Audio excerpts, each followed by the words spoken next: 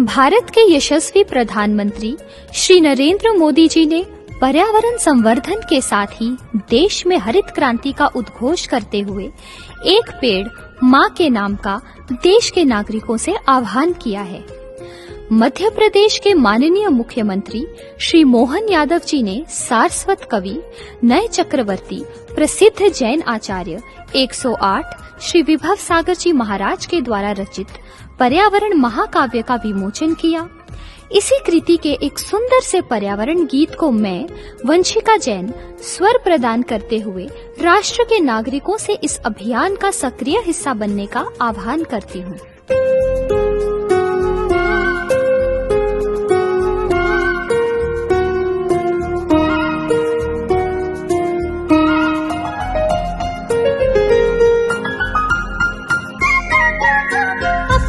अपने जन्म दिवस पर हम एक पेड़ लगाएं, अपने जन्म दिवस पर हम एक पेड़ लगाएं।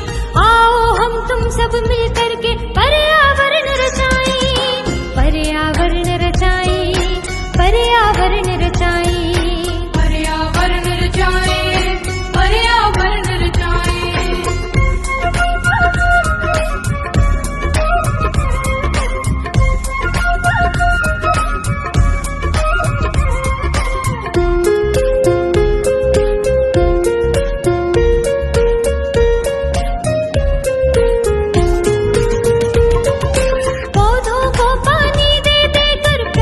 का सत्कार